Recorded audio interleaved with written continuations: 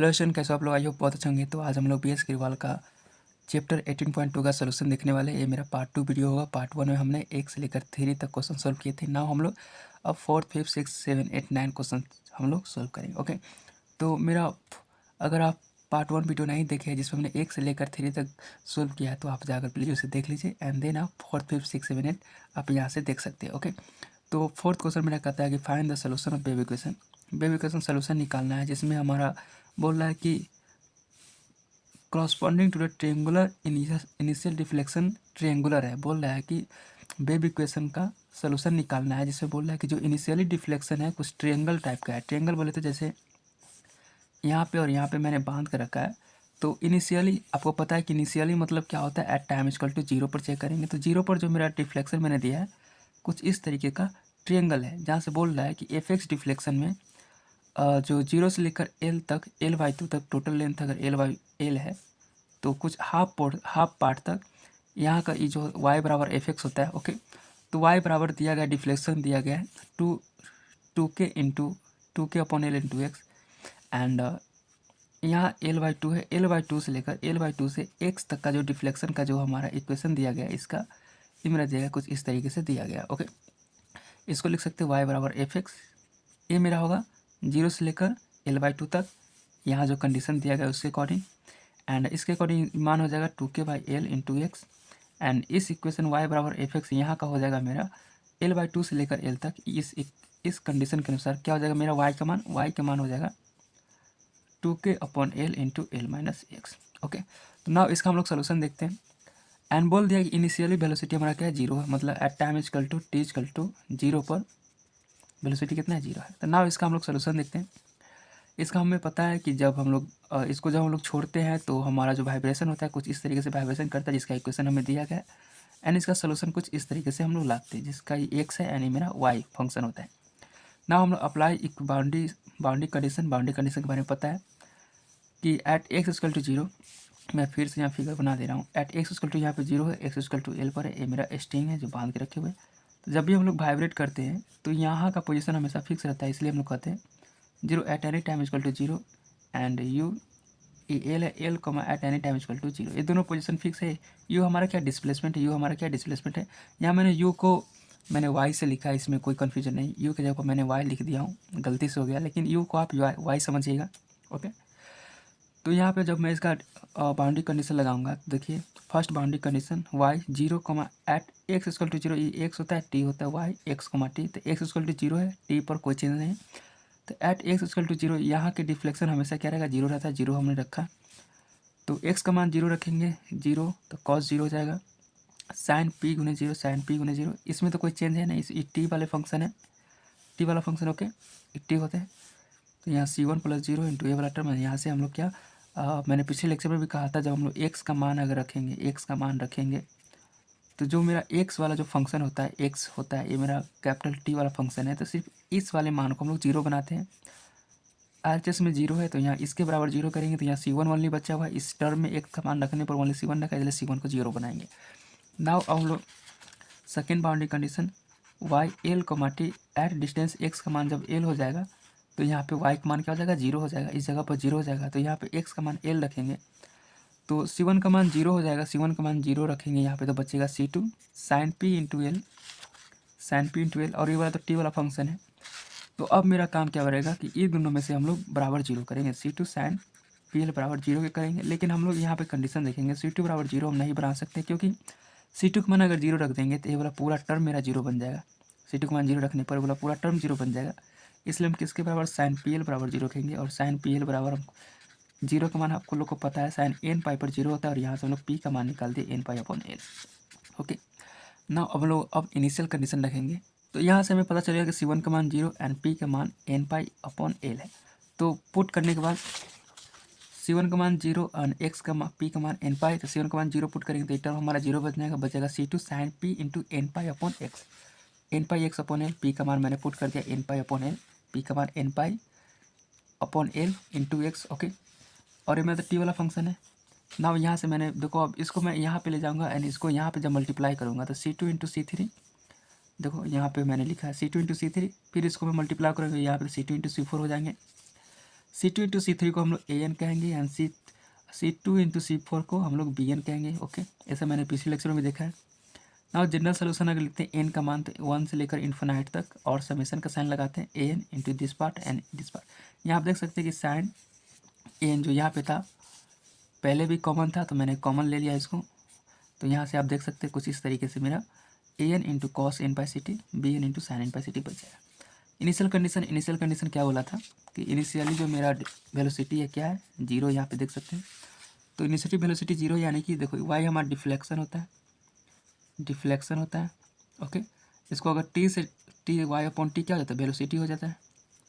तो deflection upon time velocity हो गया, तो वेलोसिटी बराबर जीरो या initially time T initially zero बोला है, बोलते time T equal to zero पर जीरो बोला है, तो टी का मान जब जीरो पुट करेंगे पहले तो डिफरेंशिएट कर देंगे वाई को डिफरेंशिएट करेंगे क्या, D Y upon D T T के रेस्पेक्ट में।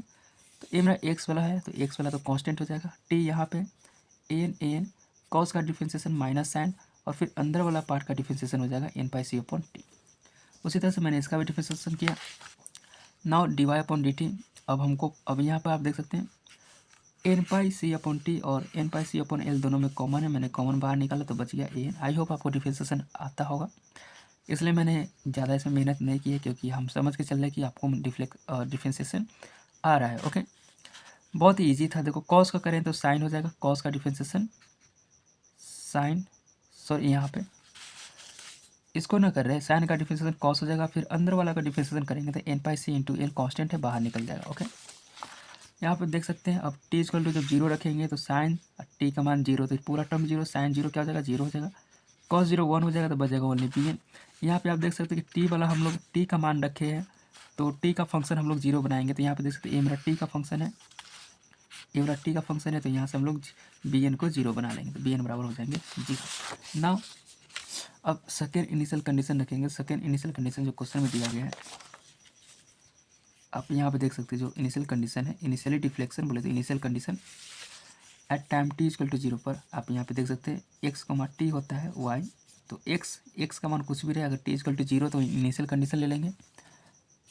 यहाँ पे दिया गया डिफ्लेक्शन जीरो से लेकर एल बाई टू पर एंड एल बाई टू से लेकर एल से, तो यहाँ पे हम लोग जब टी का मान जीरो रखेंगे, जो मेरा क्वेश्चन था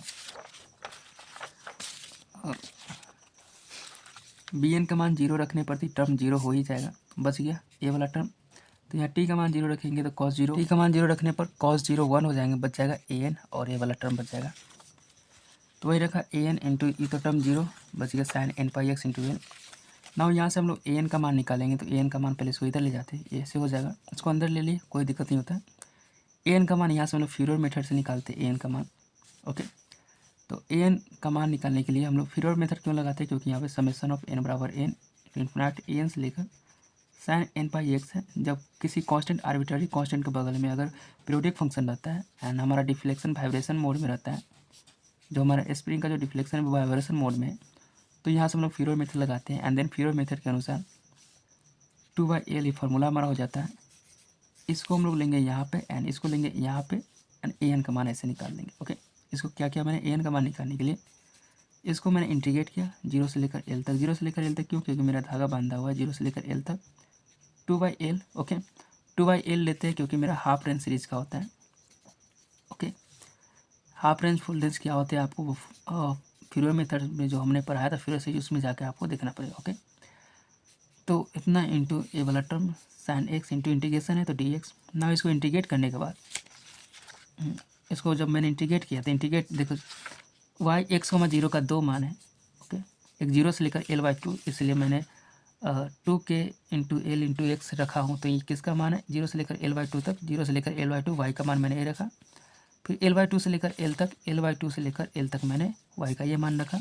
ओके, इंटू अब मैंने इसको इंटीग्रेट किया, फिर इसको इंटीग्रेट किया, तो इसका इंटीग्रेशन यहाँ पे 2k अपॉन एल है, तो 2k अपॉन एल इसमें भी है, दोनों में 2k अपॉन एल कॉन्स्टेंट है, मैंने बाहर लिया, तो 2 पहले से है 2k अपॉन एल, तो 2 दूना 4k upon L square into 8 बचे। ये दोनों का जो इंटीग्रेशन मैंने किया आप देख सकते हैं यहाँ पे। इस वाले पार्ट का इंटीग्रेशन कुछ इस तरह से आया। नाउ सिमिलरली मैं इस वाले पार्ट का इंटीग्रेशन करूँगा, इस वाले पार्ट का इंटीग्रेशन बाई पार्ट करते हुए जब मैंने आया तो यहाँ पे इसका सलूशन निकल गया। नाउ एन बराबर हो जाएगा 4k एल स्क्वायर इंटू इस वाले पार्ट का इंटीग्रेशन यहाँ पे मैंने पुट किया एंड फिर इस वाले पार्ट का इंटीग्रेशन यहाँ पे मैंने पुट किया तो देखा यहाँ पे minus L square upon N square, ये वाला टर्म सेम है, एक प्लस में एक माइनस में तो कट गए। ना बच गया ये दोनों टर्म को ऐड कर लेंगे तो पहले से 4 के अपॉन एल स्क्वायर है, ये दोनों टर्म को ऐड करेंगे तो क्या जाएगा 2 into L square N square pi square into sine N pi, दोनों सेम है। ओके, तो यहाँ से ए एन का मान निकल गया। अतः देखो ए एन का मान मेरा हो जाएगा ए वाला टर्म बी एन बराबर 0 हो गया, सी वन का मान 0 निकल गया एंड पी का मान एन पाई अपॉन एल निकल गया। तो सभी कांस्टेंट के मान निकल गए तो वो मेरा आंसर हो गया। इसको हम लोग लिख सकते हैं this is my required solution of wave equation. देखो वेव इक्वेशन में जो मेरा मेन मोटिव रहता है C1, देखो वेव इक्वेशन का सोल्यूशन यही है, लेकिन हम लोग का पार्टिकुलर सोल्यूशन निकालने का C1, C2, C3 and C4 का मान निकलना पड़ता है। तो हम लोग को C1 का मान निकल गया 0, C2 का मान, देखो C2 का मान कैसे निकला, यहाँ से पहले P का मान देखते हैं। P का मान हमें निकल गया था N pi upon L, AN का मान था C2 अपॉन C3, तो C2 इंटू C3 का मान निकल गया, मतलब AN का मान निकल गया तो C2 इंटू C3 का मान निकल गया एंड C2 इंटू C4 का मान BN था, तो हमारा BN का भी मान निकल गया, सारे कांस्टेंट का मान निकल गया। तो हमारा जो रिक्वायर्ड सोल्यूशन कुछ आया, कुछ इस तरीके से आया। ओके, तो मेरा फोर्थ क्वेश्चन खत्म। फिफ्थ क्वेश्चन हम लोग देखते हैं। देखो फिफ्थ क्वेश्चन बोला है कि a tightly stretch string of the length L has its end fastened, similarly वही है जो x⁻0 L पर फास्टेड है, बांध के रखा हुआ। मिड पॉइंट पर हमारा स्ट्रिंग को h हाइट पर डिफ्लेक्ट किया, सेम पीछे वाला क्वेश्चन है, एंड रिलीज करता है इन द पोजीशन रेस्ट। पहले रेस्ट में यानी कि वेलोसिटी क्या रहेगा मेरा 0 रहेगा एंड डिफ्लेक्शन h रहेगा। Find the lateral displacement of the string at time t from the instant of release. वही लेटरल डिफ्लेक्शन बोले तो y x, t का मान पूछा है। यहाँ भी बोला है कि जो स्ट्रिंग को h हाइट पर उठा के रखा है मिड पॉइंट से, तो मिड पॉइंट से जब उठा के रखेंगे तो कुछ इस तरीके का शेप आ जाएगा ना हो। तो फिर हम लोग को इसका निकालना पड़ेगा एफ एक्स का मान y equal to F X, फिर इसके लिए भी एफ एक्स का मान निकाल के रखना पड़ेगा। ई मेरा डिस्टेंस कितना हो जाएगा h हो जाएगा, ई 0 हो जाएगा 0,0। ई वाला डिस्टेंस की बात करें तो यहाँ से हाइट h है और डिस्टेंस कितना हो जाएगा L/2, यानी कि L/2, h हो जाएगा। दो कोऑर्डिनेट मिल गए, दो कोऑर्डिनेट मिलने के बाद हम लोग y का मान निकाल लेंगे। y का मान क्यों मान लेंगे, यहाँ पे x, y डिस्टेंस है, एट डिस्टेंस x, और यहाँ का डिफ्लेक्शन y, यहाँ का डिस्टेंस x है। तो जब यहाँ पे दो पॉइंट मिलते हैं तो हम लोग का इक्वेशन निकालने आता है, तो इस लाइन का इक्वेशन निकालेंगे। सिमिलरली इस लाइन का इक्वेशन निकाल लेंगे क्योंकि यहाँ का पॉइंट हो जाएंगे L एंड y का डिस्टेंस, y का मान क्या है 0 है, L, 0। देखेंगे आगे कैसे हम लोग करते हैं। यहाँ पे तो हम लोग इसका मान निकालना है, तो हम लोग को पता है कि जब इसको हम लोग रिलीज़ करेंगे तो वाइब्रेटरी मोशन आएगा, जो बेबी मोशन होता है उसका इक्वेशन कुछ इस तरीके से होता है। एंड इसका सोल्यूशन इस तरीके का होता है y इंटू टी के फॉर्म में। Okay, boundary condition, initial condition से हम लोग को पहले ही पता है। इनिशियल कंडीशन h हाइट तक उठा के मैंने रखा है, इनिशियल क्या रेस्ट में तो 0 हो जाएंगे ना। बाउंड्री कंडीशन जब फर्स्ट कंडीशन का मान रखते हैं x बराबर 0 तो C1 का मान निकलता है, C1 का मान 0, जो पिछले क्वेश्चन में किए थे सेम वही क्वेश्चन है। यहाँ पे L का मान निकलेगा, जब x का मान L लगते हैं तो P का मान निकलता है, P का मान निकाल दिया ना। पुट करेंगे C1 C2 यहाँ पे रखे, C2 C4 हो जाएगा। इसका मान AN मान लेंगे, इसका मान BN मान लेंगे, तो क्या हो जाएगा जनरल सोल्यूशन n से लेकर infinite AN BN and sine n pi x। Initial condition रखेंगे तो इनिशियल कंडीशन वेलोसिटी मेरा 0 है, तो dy/dt इस टर्म को y t के रेस्पेक्ट डिफरेंशिएट करेंगे तो कुछ इस तरीके से टर्म आ जाएगा। नाउ t बराबर जब 0 पुट करेंगे, देखो यहाँ पे t है तो cos 0 1 हो जाते हैं एंड साइन 0 0 हो जाते हैं, तो ये वाला टर्म 0 बन गया, ये वाला टर्म बचा bn बचा, तो bn हो जाएगा इंटू n पाई c अपॉन l इंटू इतना। तो यहाँ से हम लोग bn को 0 बनाएंगे। bn 0 क्यों बनाए, क्योंकि ये t वाला फंक्शन है, तो हमें t वाला फंक्शन में ओनली bn बचे, यहाँ से 0 हो जाएगा, यहाँ से bn इंटू n पाई c अपॉन l, यहाँ पे कॉन्स्टेंट ओनली bn बचा हुआ तो b1 को 0 बनाएंगे। ओके ना, तो यहाँ से हम लोग an का, अब bn का मान जब इसमें पुट करेंगे 0 पुट करेंगे तो ए टर्म 0 बन जाएगा, बच जाएगा क्या an cos, और ए वाला टर्म बच जाएगा an cos एंड ए वाला टर्म बच गया। नाउ सेकेंड इनिशियल कंडीशन रखने के पहले हम लोग को डिफ्लेक्शन और x, 0 डिफ्लेक्शन डिसाइड करना पड़ेगा। हमको पता है कि h हाइट डिस्टेंस है, एट ए डिस्टेंस कितना L/2 पर है, तो कोऑर्डिनेट हो गया 0,0 जगह। यहाँ पे हम लोग लेकर चलते हैं कि x एक्सिस है, y axis and x axis है। ओके, तो 0,0 ओरिजिन पर हो जाएगा, एट ए डिस्टेंस L/2 पर है, हाइट कितना h है, तो x, y कोई भी कोऑर्डिनेट x, y कहलाता है, तो x distance L/2 and y distance h है, ये हो गया। नाउ इसका इक्वेशन, ए बी लाइन का इक्वेशन लिखने के लिए इक्वेशन होता है y माइनस y1 बराबर एम क्या स्लोप है इंटू एक्स माइनस x1। तो स्लोप कैसे निकालते हैं, y2 माइनस y1 बटा x2 माइनस x1। तो ये वाला जो टर्म हो गया x1 y1 हो जाएंगे, ये जो टर्म हो जाएगा x2 y2 हो जाएगा, x2 y2 हो जाएगा, x2 y2। एंड नाउ हम लोग इस इक्वेशन के माध्यम से हम लोग इसका क्या निकाल देंगे, y का मान निकाल देंगे। ओके, तो देखो मान लेते हैं कि यहाँ पे जो है x, y एक पॉइंट है at distance x, at height कितना y। उसी तरह से सिमिलरली यहाँ भी एक मान लेंगे। देखो इक्वेशन निकालने के लिए x, y यहाँ पे मान लेते हैं, जिससे इजी तरीका से निकल जाएगा। नहीं तो ये वाला फॉर्मूला पर रखिए, y का मान y1 यहाँ पे 0 हो जाएंगे, इंटू m का मान y2 माइनस y1 बटा, देखो मैं लिख देता हूँ, देखो y माइनस y1 बराबर y2 माइनस y1 बटा x2 minus x1 into x minus x1। आप इस पर पुट कीजिएगा, किसी भी स्ट्रेट लाइन का इक्वेशन आ जाएंगे। तो x1 कितना है, 0 हो जाएंगे, तो 0 हो जाएगा, सॉरी y1 0 हो जाएगा, y2 माइनस y1 बोले तो h minus 0 L2 x2 minus x1 L2 minus 0 L2 minus 0 into x minus x1 x1 का मान 0 है। इसको पुट करेंगे तो y का मान निकल जाएगा, y बोले तो fx का मान निकल गया मेरा ये। ओके, जब कब हो जाएगा, जब x का मान 0 से लेकर L/2 तक, 0 से लेकर L/2 तक। उसी तरह से सिमिलरली मैं इसको निकाला, इक्वेशन है कि y minus y1 into y2 minus y1 upon x2 minus x1 और ये मान सेम इसी तरीके से इसको मैंने पुट किया। इस बार मैं इसको x1 और इसको y1 मान लिया, x2 y2 है, तो y1 का मान 0 तो 0 हो गया, y2 माइनस y1 यहाँ से h माइनस 0 करेंगे तो h minus 0, L2 minus L करेंगे। ओके, सिमिलरली उसी तरीका से ये जो डिस्टेंस आया है यहाँ x का मान L/2 से लेकर L तक है। ओके, जो मैंने यहाँ से लिख दिया, y का मान fx बराबर जो आया है 2h upon L into x, जब x का मान 0 से लेकर L/2 के बीच में था तब। ओके, और L/2 से लेकर L तक था, तो कुछ इस तरीका से जो सेम पीछे वाला जो क्वेश्चन था उसी तरीका से सोल्व करेंगे, वही है क्वेश्चन।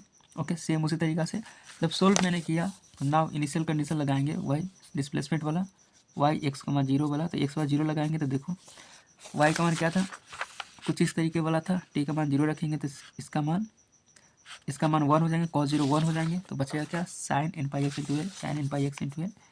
नाउ यहाँ से हम लोग अब an का मान निकालेंगे, तो an का मान निकालने के लिए क्या होता है, इसको इंटीग्रेट करना पड़ता है, इसको इंटीग्रेट किया 2/l लिखा इंटू साइन इतना।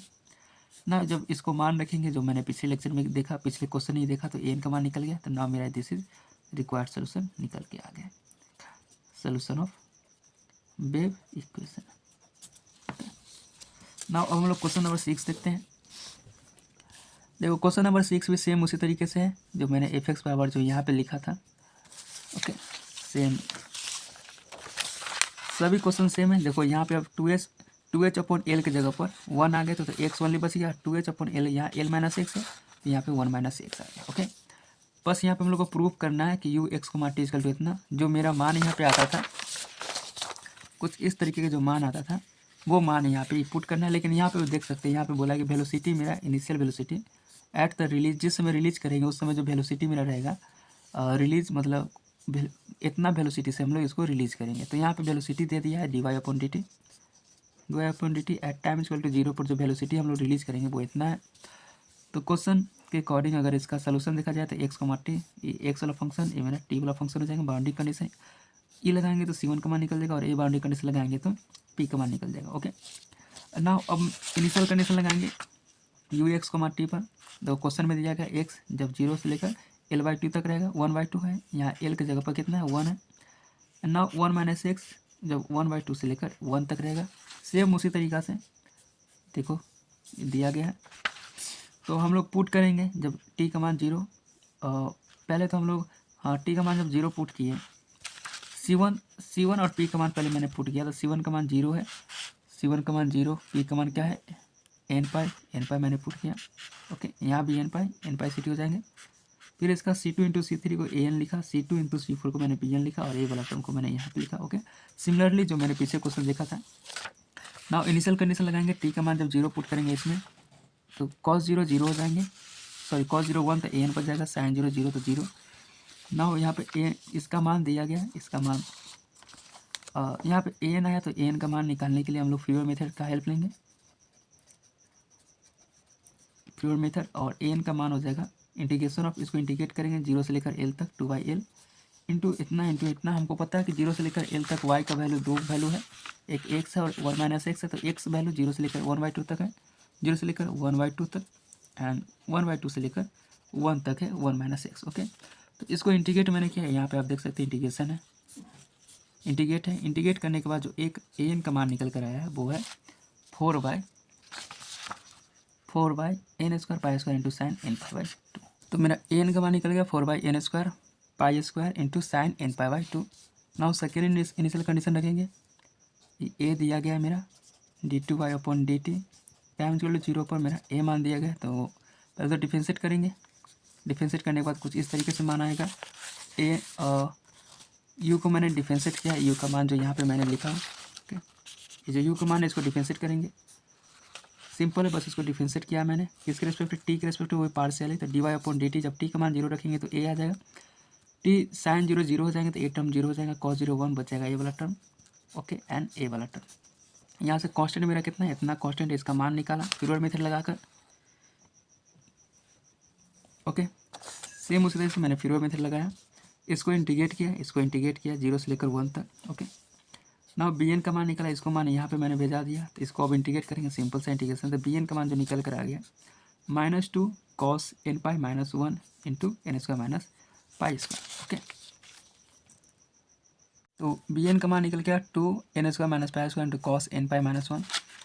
ना अब यहाँ पे मैंने लिखा, देखो an एंड bn का मान हम लोग को पुट करना है, क्योंकि ux, t का मान क्या था, ux, t का मान था an cos n/ct plus bn sin n/ct into sine n/x। तो सभी कांस्टेंट का मान निकल गया, लेकिन जो हमें प्रूव करना है वो मान निकालने के लिए हमें कुछ आगे बढ़ना पड़ेगा। इससे आगे चलेंगे, तो इससे आगे चलने के लिए देखो n का मान 1 2 3 4 5 6 रखेंगे, लेकिन यहाँ पे आप देख सकते हैं an और साइन का ग्राफ आप देख सकते हैं, जब हम लोग n का मान 1 2 3 4 5 6 7 8 9 डॉट डॉट रखेंगे, तो जब भी हम लोग n का मान जब इवन रखेंगे, इवन बोले तो 2 4 6 8, तो आप देख सकते हैं 2 रखेंगे तो 2 से 2 कैंसिल, n/, हो जाएगा। साइन n/, का मान क्या होता है, साइन n/, का मान 0 होता है। उसी तरह से 4 रखेंगे तो साइन n/, का मान 0, 2 4 6 8 का मान रखने पर 0 टर्म बना रहा है। इसी तरह से इसमें भी देखेंगे, साइन पाई 2 पाई इवन इसमें भी रखेंगे तो ये मेरा टर्म 0 बन जा रहा है। ये टर्म कैसे 0 बन रहा है, क्योंकि cos 2 पाई का मान 1 होता है, cos 4 पाई का मान भी 1 होता है, cos 6 पाई का भी मान 1 होता है, तो 1 1 माइनस 0 हो जाएंगे। यानी कि अगर n का मान इवन रखेंगे तो मेरा हर टर्म an टर्म भी 0 और bn टर्म भी 0, तो an और bn टर्म 0 रखेंगे तो पूरा टर्म मेरा 0 हो जाएगा। इसलिए जो n का मान इवन होगा वो मेरा सोल्यूशन नहीं होगा, मेरा n का मान जो होगा ऑड वाले टर्म हो जाएंगे, क्योंकि ऑड पर मेरा मान क्या निकल के आता है, साइन पाई का मान 1 होते हैं, 0 होते हैं, साइन π/2 का मान 1 होता है, साइन 3 π/2 का मान -1 होता है, साइन 5 π/2 का मान फिर 1 होता है, एंड साइन 7 π/2 का मान कितना, -1 होता है। तो वही रखें, an का मान 1 पर इसका मान 1 हो जाएंगे तो ये हो जाएगा। 3 रखें तो 3 π/2 पर -1 होता है, तो इसमें माइनस लग जाएंगे, ओके। 3 का स्क्वायर, इसी तरह से 5 7 एंड 9। मैंने यहाँ पे आप देखें कॉस का मान 135 मैंने रखा था, कॉस 1 का मान होता है -1, कॉस पाई का मान होता है -1, -1 -2 -2 +4 बना देंगे। 3 पाई का भी मान रखें तो 3 पाई का भी मान -1 होते हैं, 3 cos 3 पाई का भी मान -1 होता है, cos 5 पाई का भी मान -1 होता है, ओके। तो -1 इसका जो टोटल मान होंगे कुछ इसी तरीक़ा से आ जाएंगे प्लस के फॉर्म में, ओके। और यहाँ पे आप देख सकते हैं कि a1 b1 दोनों सेम है, a5 b5 दोनों सेम है, एंड a9 b9 दोनों सेम है। लेकिन अगर a3 b3 के देखें दोनों सेम है, लेकिन इसमें साइन का अंतर आ रहा है, एक निगेटिव है तो एक पॉजिटिव है। उसी तरह से a b7 देखें तो बस साइन का अंतर है, इसमें निगेटिव है और इसमें पॉजिटिव है। इसको आप ध्यान रखिएगा, 1 5 9 ये दोनों सेम आ जाएंगे, चाहे a एंड है चाहे b एंड है, और 3 7 और 11 इस तरफ और b11 ये दोनों सेम रहेंगे, लेकिन मेरा साइन का प्रॉब्लम रहेगा। इसको यूज़ करके हम लोग साइन एंड इस जो साइन वाले और ये वाला टर्म का यूज़ करके हम लोग यहाँ पे आंसर लाने की कोशिश करेंगे। मैंने यहाँ पे अब हमको पता है कि n का मान ऑड ही चलेंगे, तो 1 रखा, B1 रखा, A1 B1 हो जाएंगे। 1 के बाद 3 A3 B3, A5 B5, A7 B7, A9 B9, A11 B11। आप यहाँ पे देख सकते हैं A1 B1, A5 B5, A9 B9 दोनों सभी सेम है। A1 B1, A5 B5 और A9 B9 सभी सेम है। तो जब ये सब सभी सेम है, ये दोनों सेम है, तो मैंने इसका मान 1 5 9 11 11 नहीं 13 ये सब का मान पर A1 AN और BN हमारा क्या होते हैं, सेम होते हैं। तो इस वाले पॉइंट को एक लाइन में मैंने रख दिया 4K-3, जहाँ पे K का मान 1 2 3 3 सब वैल्यू के लिए अप्लीकेबल होगा। 1 रखेंगे तो 1 आ जाएंगे, 2 रखेंगे तो 5 आ जाएंगे, 3 रखेंगे तो 9 आ जाएंगे। ओके, तो मैंने इस वाले मान को, इस सभी मान को मैंने एक मान से रिप्लेस कर दिया 4K-3, जहाँ पे n का मान मैंने रखा है 4K-3। तो ये दोनों कॉमन है तो कॉमन हो जाएगा, ये सभी में कॉमन हो जाएंगे। कॉमन क्या हो जाएंगे 4K-3 4K-3। ओके, ए 4K-3 बच जाएगा अंदर। n का मान मैंने रख दिया, n का मान यहाँ पे, और यहाँ पे 1 आ जाएगा, यहाँ पे 5 आ जाएगा, यहाँ पे 9 है। तो n का मान है, n का मान, तो n का मान मैंने 4K-3 से रिप्लेस कर दिया। इधर भी यहाँ पे 4K-3। तो सिमिलरली यहाँ भी देखो 1 5 9 को रिप्लेस कर दिया मैंने 4K-3। सिमिलरली इसी तरीक़ा से A3 B3 आप देख सकते हैं कि A3 में नेगेटिव साइन है, B3 में पॉजिटिव साइन है। A7 B7, A7 में नेगेटिव साइन, B7 में पॉजिटिव साइन है। तो इस टर्म में नेगेटिव है, इसमें नेगेटिव, इसमें पॉजिटिव है, इसमें पॉजिटिव है, इसमें नेगेटिव, इसमें पॉजिटिव, लेकिन दोनों है सेम, दोनों सेम है, बस साइन का अंतर है। तो मैंने यहाँ भी कॉमन ले लिया दोनों में से एक। दोनों में से कॉमन लेंगे तो क्या आ जाएगा 3 7 11 15 ये मेरा कॉन्स्टेंट आ जाएंगे। तो इस सभी टर्म को एक मान से मैंने रिप्लेस कर दिया 4K-3 जनरल मान निकालने के लिए। 4K-3 जब K का मान 1 2 3 4 5 6 रखेंगे 4K-1 हो जाएंगे यहाँ पे, सॉरी यहाँ पे 4K-1 से रिप्लेस मैंने कर दिया। तो एक मान 1 रखेंगे तो 3 आ जाएगा, 2 रखेंगे तो 7, 3 रखेंगे तो 11 आ जाएगा। ओके, तो एक जनरल मान मैंने क्या कर दिया, ए 4K-1 कॉमन ले लिया। इसमें से कॉमन ले लेंगे तो क्या ये माइनस में आ जाएंगे, देखो माइनस मैंने दे दिया, और ए वाला टर्म पॉजिटिव में आ जाएंगे, पॉजिटिव में आ गया। तो इसके आगे अब हमने क्या किया, देखो यहाँ पे कॉस, इस टर्म को मैं ए मान लेता हूँ, प्लस क्या है साइन, ये भी सेम है तो साइन ए हो जाएगा। यहाँ पे मैंने क्या किया कि √2 एंड √2 से मल्टीप्लाई करूँगा। जो इसके आगे मैंने किया तो इतना बार कर नहीं सकते, इसलिए मैंने छोटा छोटा स्टेप लिया। √2 इसको हम लोग लिख सकते हैं 1/√2 कॉस है प्लस साइन π/√2, एंड 1/√2 का मान क्या होता है cos 45 या cos π/4। तो √2 बराबर हो जाएगा cos a into cos 45 plus sign A into sine 45 का भी मान होता है √2 होता है। तो cos a into cos b into cos into sine b किसका मान होता है cos a माइनस b का होता है। तो cos a/4, a का मान मैंने क्या लिया है √2, a का मान था मेरा 4K-3 into π/c minus π/4। Okay, तो ये वाला मान आ गया मेरा। नाउ सिमिलरली मैं यहाँ पे करूँगा, तो यहाँ पे रखूँगा तो क्या हो जाएगा minus cos A plus sine B.